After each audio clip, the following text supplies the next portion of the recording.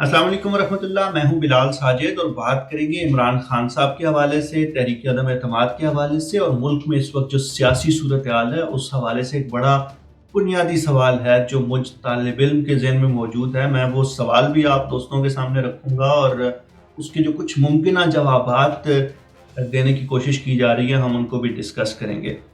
پاکستان میں متحدہ اپوزیشن نے پاکستان ڈیموکریٹک موومنٹ نے عمران خان صاحب کے خلاف ایک تحریک عدم اعتماد جمع کرائی 8 مارچ کو۔ اگرچہ اس تحریک عدم اعتماد کا جو شور تھا وہ پچھلے 3-4 مہینوں سے سنائی دے رہا تھا، مختلف جو ہمارے سینئر صحافی ہیں حامد میر صاحب یا باقی لوگ وہ اس پہ بات کر رہے تھے، اپنے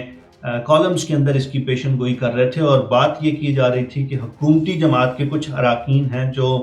عمران خان صاحب سے خوش نہیں ہیں، عمران خان صاحب کی پالیسیز سے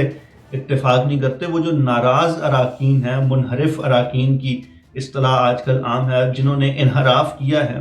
ان کے حوالے سے خبر آ رہی تھی کہ وہ اپوزیشن کے ساتھ رابطے میں ہیں۔ آصف علی زرداری صاحب اس تحریک عدم اعتماد کو آرکیٹیکٹ کر رہے ہیں، اور جو دوسری 2 بڑی جماعتیں ہیں مولانا فضل الرحمان اور مسلم لیگ نون، وہ آصف علی زرداری صاحب کے ساتھ اس بات پہ اتفاق کر رہی ہیں کہ پارلیمان کے اندر عددی اکثریت ثابت کر کے ہمیں عمران خان صاحب کو گھر بھیجنا چاہیے۔ اور یہ جو ساری ڈسکشن تھی یہ مٹیریلائز اس دن ہوئی جب 8 مارچ کو متحدہ اپوزیشن نے عمران خان صاحب کے خلاف ایک تحریک عدم اعتماد جمع کرائی، اور رولز کے مطابق، آئین اور دستور کے مطابق 21 مارچ تک اسد قیصر صاحب نے، قومی اسمبلی کے اسپیکر نے، اس پہ اجلاس بلانا تھا، جو کہ انہوں نے نہیں بلایا، اور اس کا ایکسکیوز یہ دیا کہ OIC کا اجلاس ہو رہا ہے۔ پھر ہم نے 23 کو یا 25 کو جب یہ اجلاس بلایا تو اس میں بھی ہم نے ایک رکن قومی اسمبلی جو وفات پا چکے تھے ان کے لیے دعائے مغفرت کی گئی اور اجلاس کو ملتوی کر دیا گیا۔ نیکسٹ ورکنگ ڈے پہ جب اجلاس بلایا گیا، یہ تحریک عدم اعتماد پیش ہوئی، اپوزیشن کے اراکین نے اس کے حق میں ووٹ دیا اور اس قرارداد کو منظور کر لیا گیا کہ وزیر اعظم کے خلاف تحریک عدم اعتماد پہ بحث بھی ہونی چاہیے اور اس پہ ووٹنگ بھی ہونی چاہیے، اور یہ جو ساری ٹائم لائن ہے یہ آپ لوگوں کے سامنے موجود ہے۔ میرے ذہن میں اس حوالے سے جو سوال موجود ہے وہ یہ کہ عمران خان صاحب اپنے اقتدار کا میجر پورشن گزار چکے۔ جولائی 2018 میں وہ آئے تھے، جولائی 2022 ہمارے سامنے ہے، یعنی تقریباً 4 سال پورے ہو چکے، اور اگر ساری چیزیں روایات کے مطابق چلیں تو 1 سال خان صاحب کے پاس مزید ہے، بلکہ روایات تو خیر نہیں کہنا چاہیے، روشن روایات تو ہمارے یہ ہیں کہ وزیر اعظم کو ہم 2.5-3 سال کے بعد نکالنا شروع کر دیتے ہیں، لیکن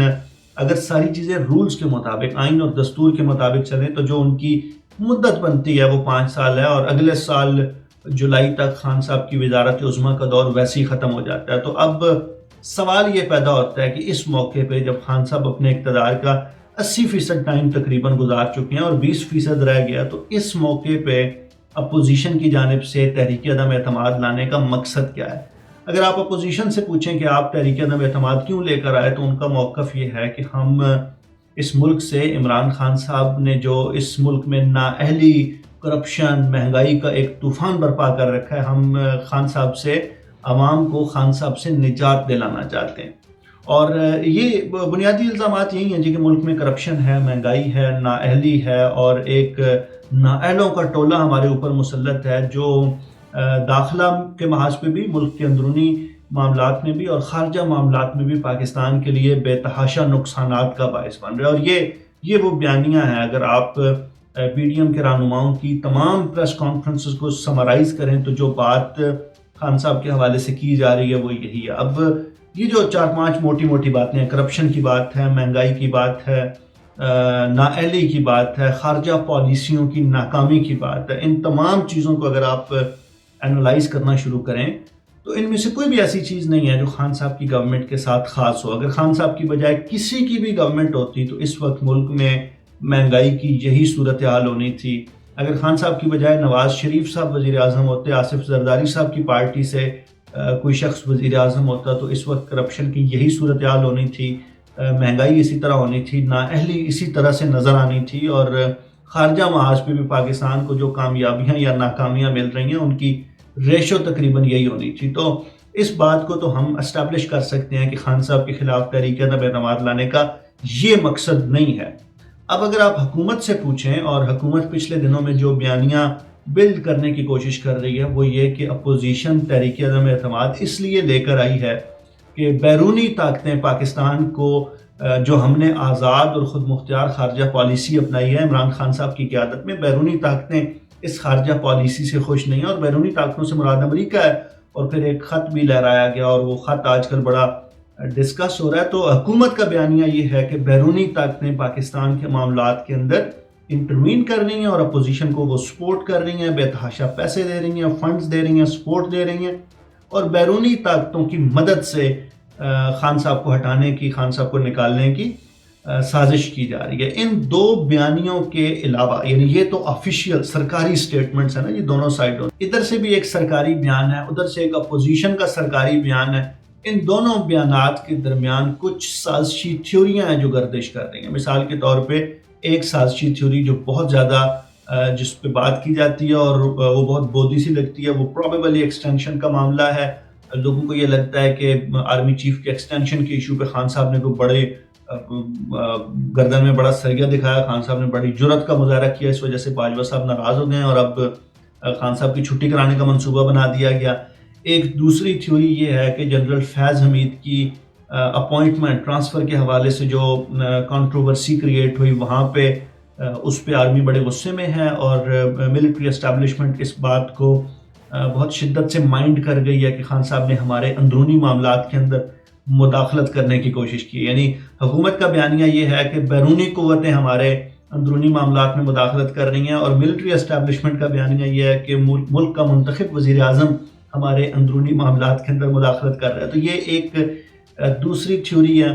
ایک تیسری تھیوری یہ ہے کہ خان صاحب کا پلان یہ تھا کہ فیض حمید کو اگلا آرمی چیف لایا جائے، اور اگر فیض حمید صاحب، خان صاحب کے جو بڑی جنہیں پریزنٹ کیا جاتا ہے میڈیا میں، اگر ان کا بڑی آرمی چیف ہوگا تو پھر اگلے 5-10 سال تو جانی کہیں نہیں گنا، پھر تو ادھر ہے، ادھر میں ہوں، ادھر تم ادھر ہم، اور پھر بس عیش کریں گے دونوں مل کے۔ تو جب اپوزیشن کو اس خطرناک، خوفناک، بھیانک پلان کی بھنک پڑی کہ خان صاحب فیض حمید کو لانا چاہتے ہیں، تو پھر اپوزیشن نے کہا کہ یار بندے اکٹھے کریں اور پھر اس کو خان صاحب کو جو ہے نا ہٹایا جائے، تاکہ یہ فیض حمید اگر آ گیا تو پھر تو اگلے 10 سال ہمارا کوئی سیاسی فیوچر نہیں۔ تو یہ بھی ایک تھیوری ہے۔ سپریم کورٹ کے ججز کے حوالے سے ایک تھیوری موجود ہے جی کہ خان صاحب اگر مزید 1 سال رہ جاتے ہیں تو وہ کچھ ایسی اپوائنٹمنٹس کر جائیں گے جن کا ان کو سیاسی طور پہ فائدہ ہوگا، وغیرہ وغیرہ وغیرہ۔ میرا جو سوال ہے اس ساری سیاسی صورتحال پہ وہ یہ کہ ایک طالب علم کی حیثیت سے جب میں اس سیاسی صورتحال کو انالائز کرتا ہوں تو مجھے یہ لگتا ہے کہ اس کا سب سے بڑا بینیفیشری عمران خان ہے، اور اپوزیشن جماعتوں نے اس ٹائم پہ عمران خان کے خلاف تحریک عدم اعتماد جمع کرا کر عمران خان کو باہر نکلنے کا ایک محفوظ راستہ فراہم کیا۔ اب وہ جو محفوظ راستہ ہے وہ خان صاحب بے شک استعفیٰ دے کے باہر جائیں، بے شک تحریک عدم اعتماد پہ ووٹنگ ہو اور خان صاحب وہاں پہ ہاؤس کا اعتماد حاصل کرنے میں ناکام ہوں اور پھر الیکشن ہار کے باہر جائیں، یا خان صاحب اور اپوزیشن کے درمیان کسی قسم کا کمپرومائز ہو جائے۔ اور کمپرومائز کی ایک صورت یہ بتائی جا رہی ہے کہ اپوزیشن اگر اپنی تحریک عدم اعتماد واپس لے لیتی ہے اور خان صاحب ارلی الیکشن پہ راضی ہو گئے ہیں تو یہ ایک کمپرومائز کی صورت ہے۔ لیکن ان تینوں صورتوں میں اگر خان صاحب باہر جاتے ہیں، حکومت کو چھوڑ کے جاتے ہیں، اس میں خان صاحب کے لیے ون ون سچویشن ہے۔ یعنی ایون اگر خان صاحب، ہماری اپوزیشن کی طرف سے یہ کہا جا رہا ہے نا کہ عزت کا راستہ یہ ہے کہ آپ استعفیٰ دیں اور آپ گھر چلے جائیں تاکہ عدم اعتماد والا جو لیبل ہے وہ آپ پہ نہ لگے، لیکن میں یہ عرض کروں کہ سیاست میں عزت کا یا بے عزتی کا راستہ کوئی نہیں ہوتا، سیاست میں جیت یا ہار کے راستے ہوتے ہیں، اور خان صاحب کے حوالے سے یہ بات بڑی کلیئر ہے کہ وہ ان تینوں آپشنز میں سے کسی بھی ایک پہ چلے جائیں تو ان کے لیے جیت ہی جیت ہے۔ اور جب مجھے یہ لگتا ہے کہ خان صاحب ہی اس پوری سچویشن کے بینیفیشری ہیں تو سوال یہ پیدا ہوتا ہے کہ پھر ہماری اپوزیشن جماعتوں کو، اور بڑے بڑے گھاگ قسم کے سیاستدان ہماری اپوزیشن جماعتوں میں موجود ہیں، یعنی آصف زرداری جیسے پیر و مرشد سیاستدانوں میں پیروں کے پیر وہاں پہ موجود ہیں، اور اگر مجھے سمجھ آ رہی ہے کہ خان صاحب بینیفیشری ہیں تو آصف زرداری صاحب کو بھی تو پتہ ہے نا کہ یار یہ کیا ہو رہا ہے۔ تو میری جو سازشی تھیوری ہے اس پورے سینیریو میں وہ اس سے بالکل مختلف ہے، اور میں وہ آپ کے سامنے عرض کر دیتا ہوں، اور پھر اگر آپ لوگ اس پہ تبصرہ کریں گے تو ہم اس گفتگو کے سلسلے کو مزید آگے بڑھا سکتے ہیں۔ میری سازشی تھیوری یہ ہے کہ ہماری ملٹری اسٹیبلشمنٹ کسی ایک فرد پہ ڈیپینڈنٹ نہیں ہے، باجوہ صاحب یا فیض حمید صاحب یا اشفاق پرویز کیانی صاحب یا کوئی بھی کسی دوسرے جرنیل کا نام لے تو ایک جرنیل کے آنے سے جانے سے فرق نہیں پڑتا، بلکہ جو پالیسی اپنائی جاتی ہے وہ ادارہ جاتی سطح پہ ایک پالیسی اپنائی جاتی ہے، اور جو بھی اگر کسی فرد پہ انویسٹ کیا جاتا ہے، اگر کسی کو اثاثہ بنایا جاتا ہے تو اس کو ادارہ اون کرتا ہے، فرد کا اس میں ذاتی پسند ناپسند کسی حد تک اس میں دخل اندازی اس کی ہو سکتی ہے، کسی حد تک کوئی رول پلے کر سکتی ہے، لیکن بنیادی طور پہ یہ ادارے کا فیصلہ ہوتا ہے کہ ہم نے کس وقت کیا کرنا ہے، کس وقت ہم نے کس کے ساتھ چلنا ہے۔ تو میری سازشی تھیوری یہ ہے کہ اس میں فیض حمید صاحب کی جو متوقع اپوائنٹمنٹ ہے اس کا، یا باجوہ صاحب کی جو ایکسٹینشن ہے اس کا، یا اندرونی معاملات میں مداخلت، یہ ساری چیزیں نہیں ہیں، بلکہ مجھے یہ لگتا ہے کہ ملٹری اسٹیبلشمنٹ میں ادارے کی سطح پہ لوگوں نے بیٹھ کے یہ تجزیہ کیا کہ یار پچھلے 15-20 سالوں سے ہم جس پروجیکٹ پہ کام کر رہے تھے، جس ایسٹ کو ہم بلڈ کر رہے تھے، ہم نے جو اثاثہ تیار کیا تھا وہ اثاثہ اپنے پہلے 4 سالوں میں مکمل طور پہ پٹ گیا ہے، اور اسٹیبلشمنٹ کی حمایت کے باوجود، عدلیہ کی حمایت کے باوجود، میڈیا کی حمایت کے باوجود، اور ایک بے تحاشا کمزور لیرو لیر اور فضول قسم کی اپوزیشن کی موجودگی میں بھی خان صاحب کی حکومت کسی قسم کی کارکردگی دکھانے میں ناکام رہی ہے، کسی قسم کے جو ٹینجیبل گولز تھے ان کو اچیو کرنے میں ناکام رہی ہے، اور خان صاحب کی جو پبلک پرسیپشن ہے وہ بہت بری طرح سے متاثر ہوئی ہے۔ اگر آپ اپنے آس پاس نظر دوڑائیں تو ہمارے جو یوتھی دوست ہیں وہ پچھلے تقریباً 1.5 سے ہائبرنیشن میں چلے گئے تھے، جی کونوں خدروں میں گھس کے سو گئے تھے اور بالکل غائب ہو گئے تھے۔ تو ادارہ جاتی سطح پہ اس بات کا احساس کیا گیا، اس بات کو انالائز کیا گیا کہ ہمارا بڑا نقصان ہو رہا ہے، اور ہمارا جو اثاثہ ہے، ہمارا جو ایسٹ ہے جس پہ ہمارے ٹائم، منی، ہمارے ریسورسز انویسٹ ہوئی ہیں، وہ ضائع ہو رہا ہے، اور اب اس کو ریسکیو کرنے کی یہ صورت ہے کہ اس کو تھوڑی سی تکلیف پہنچا کے عدم اعتماد کی صورت میں اس کو نکالا جائے آفس سے، اور پھر دوبارہ اس کا پبلک پرسونا ہے اس کو دوبارہ بلڈ کیا جائے۔ یہ جو خان صاحب کے خلاف آپ کو نظر آتے ہیں یہ اسی طرح سے ہے جس طرح ایک سرجن سرجری کرتے ہوئے آپ کے جسم کے کچھ حصے کو کاٹتا ہے، کچھ سکن ریموو کرتا ہے، جو ڈیڈ سیلز ہوتے ہیں ان کو ریموو کرتا ہے، جو آپ کا بیماری ہوتی ہے اس کی روٹ کاز کو ختم کرتا ہے، اور پھر دوبارہ آپ کو اس زخم کو بھرتا ہے، اور پھر دوبارہ آپ کو ایک تندرست آدمی بنا کر، ایک چاقو چوبند انسان بنا کے دوبارہ آپ کو فیلڈ میں چھوڑ دیتا ہے۔ تو ملٹری اسٹیبلشمنٹ کی طرف سے یہ جو نیوٹرلٹی کا فیصلہ ہوا ہے، یا متحدہ اپوزیشن کو یہ کہا گیا ہے کہ ٹھیک ہے جی، مطلب ہم اب سپورٹ نہیں کریں گے، آپ ذرا اپنے ووٹ شوٹ پورے کریں، نمبر شمبر پورے کریں اور خان صاحب کو نکالیں۔ تو میری تھیوری یہ ہے کہ خان صاحب کو اس لیے نکالا جا رہا ہے کہ ایسٹ جو ضائع ہو رہا تھا، اپنے ایسٹ کو بچایا جا سکے، اور ظاہر ہے یہ غلط ہو سکتی ہے، یہ تھیوری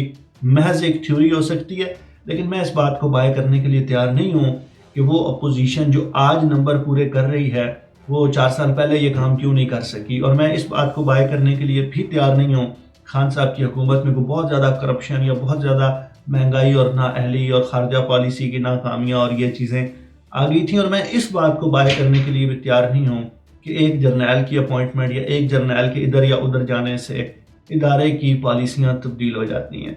ایک تھیوری تھی، ایک گزارش تھی آپ لوگوں کے سامنے پریزنٹ کی، آپ اس حوالے سے کیا سوچتے ہیں ہمیں ضرور بتائیے۔ ملتے ہیں اگلے ویلاگ میں، بہت شکریہ۔